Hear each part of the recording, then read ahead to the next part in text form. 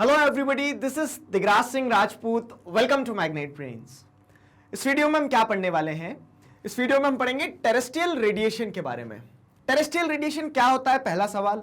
कैसे बनती है, दूसरा सवाल। क्या काम होता है इनका, तीसरा सवाल। ठीक है, इन सारे सवालों के जवाब आपको इस वीडियो में मिल जाएंगे। क्वेश्चन किस तरह से बनेंगे वो भी मैंने आपको बता दिया। तो टेरेस्ट्रियल रेडिएशन को पूरा अच्छे से समझ लो।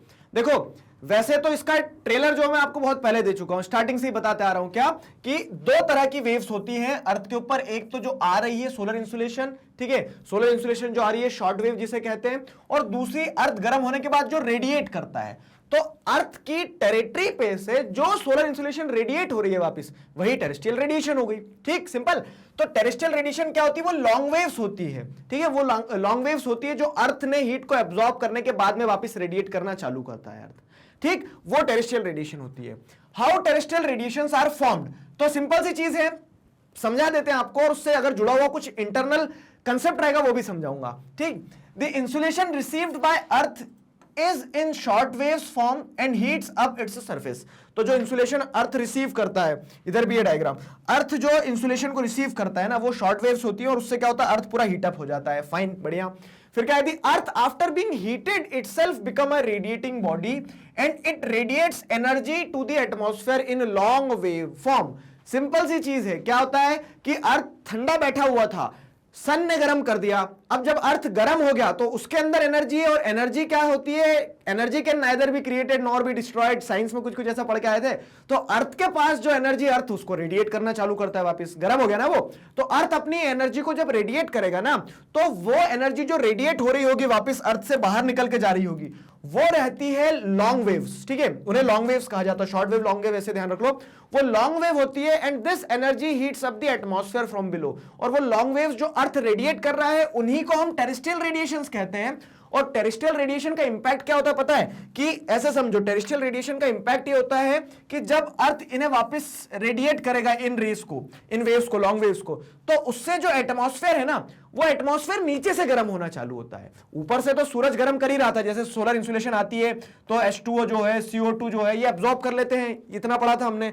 अब क्या होता है कि अर्थ भी गर्म हो गया, तो अर्थ नीचे से भी गर्मी दे रहा है, नीचे से भी टेरेस्ट्रियल रेडिएशंस को छोड़ रहा है, तो एटमॉस्फेयर नीचे से भी गर्म होना चालू होता है। वो जो कन्वेक्शन प्रोसेस है, जो कंडक्शन प्रोसेस है, जो हम पढ़ के आए हैं पिछले वीडियो में, वो सारी प्रोसेस यहां स्टार्ट हो जाती है।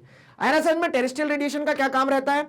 तो the long wave radiation is absorbed by atmospheric gases, particularly by carbon dioxide and other greenhouse gases।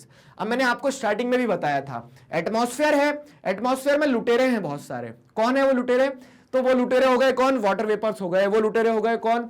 Green house gases हो गई, जिसमें सबसे वो लुटेरों का बादशाह कौन है? Carbon dioxide. तो क्या होता है ना, जब ये एयर मासेस, मतलब जो सोलर इंसुलेशन जो है, सोलर इंसुलेशन आती है जब शॉर्ट वेव के फॉर्म में, तब भी कार्बन डाइऑक्साइड कुछ एयर मासेस को, सोलर इंसुलेशन को क्या कर लेता है, एनर्जी को क्या कर लेता है, स्टोर कर लेता है, एब्जॉर्ब कर लेता है। और जब ये टेरेस्ट्रियल रेडिएशन जाती है तो ग्रीन हाउस गैसेज है, कार्बन डाइऑक्साइड है, तो सब अपनी टोली के साथ में, वाटर वेपर्स जो है, तो ये सब क्या कर लेते हैं, उन सोलर रेडिएशंस को या फिर उन टेरेस्ट्रियल रेडिएशन को क्या कर लेते हैं, एब्जॉर्ब कर लेते हैं। आगे समझ में? तो वही चीज बताई गई कि टेरेस्ट्रियल रेडिएशन जो है उसे कौन करता है, एब्जॉर्ब। तो ये सारी ग्रीन हाउस गैसेस, और इसका इंपैक्ट क्या होगा? इसका इंपैक्ट सीधा सा यही होगा कि ये सारी ग्रीन हाउस गैसेस का अपना कोई घर नहीं है, ये तो एटमॉस्फेयर में ही है। अब जब ये एटमॉस्फेयर में इतनी सारी एनर्जी को, सोलर इंसुलेशन को भी, टेरेस्ट्रियल रेडिएशन को भी, सबको स्टोर करके बैठेंगे ना, तो क्या हो जाएगा, पूरा का पूरा एटमॉस्फेयर हो जाएगा गर्म। कहानी समझ में? यहां तक सिंपल कहानी थी कि क्या पूरी मतलब टेरेस्ट्रियल रेडिएशन क्या है, टेरेस्ट्रियल रेडिएशन से होता क्या है। स्नैप रिकैप करवाएं तो जो शॉर्ट वेव्स आती है, अर्थ को गर्म करती है, अर्थ गर्म होता है, अर्थ रेडिएट करता है उन रेस को। जो रेस को रेडिएट कर रहा है वो टेरेस्ट्रियल रेडिएशन कहलाती है, जिन्हें हम लॉन्ग वेव्स भी कहते हैं। अब ये लॉन्ग वेव्स खुद तो जा रही है, एटमॉस्फेयर को गर्म करते हुए जा रही है, नीचे से एटमॉस्फेयर को गर्म कर रही है, और ऊपर एटमॉस्फेयर में जो कार्बन डाइऑक्साइड है, दूसरी ग्रीन हाउस गैसेज हैं, वो भी क्या करती है, टेरेस्ट्रियल रेडिएशन को एब्जॉर्ब कर लेती है, और इससे क्या होता है, एटमॉस्फेयर होता है गर्म। ठीक है, एटमॉस्फेयर होने लगता है गर्म। आगे समझ में? तो अब देखो क्या होता है, the atmosphere in turn radiates and transmits heat to the space. अब हीट जो है, एनर्जी जो है, वो खाने की चीज थोड़ी ना कोई। अब एटमॉस्फेयर में जब हीट बढ़ेगी तो एटमॉस्फेयर संभाल के थोड़ी रखेगा, एटमॉस्फेयर उस हीट को बाहर निकाल देगा। एटमॉस्फेयर बाहर निकालेगा हीट को, हीट कहां जाएगी, स्पेस में। स्पेस में गई मतलब जहां से आई थी वहीं को चले गई, हिसाब किताब बराबर। आया ना समझ में? तो जैसे ये एटमॉस्फेयर था, इस एटमॉस्फेयर में सोलर इंसुलेशन आई, एटमॉस्फेयर ने एब्जॉर्ब किया, अर्थ ने एब्जॉर्ब किया, अर्थ ने रेडिएट वापस करा टेरेस्ट्रियल रेडिएशंस। टेरेस्ट्रियल रेडिएशंस को एटमॉस्फेयर में किसने एब्जॉर्ब कर लिया? कार्बन डाइऑक्साइड ने, ग्रीन हाउस गैसेस ने। अब जब वो कह सकते हैं सोलर इंसुलेशन और टेरेस्ट्रियल रेडिएशन के कारण जो हीट कल्मिनेट हो रही थी एटमॉस्फेयर में, वो ज्यादा हो जाती है ना, तो क्या होता है? The atmosphere in turn radiate and transmit heat to the space. तो एटमॉस्फेयर बोल देता बस भाई अब हमसे ना हो पाएगा, सारी की सारी हीट ले लो वापस, तो सब कुछ स्पेस में चली जाती है। अब स्पेस में चली गई तो जितनी एनर्जी आई थी उतनी वापस रिफ्लेक्ट हो गई है। अब आप बोलोगे सर ऐसा होता है? हाँ होता है।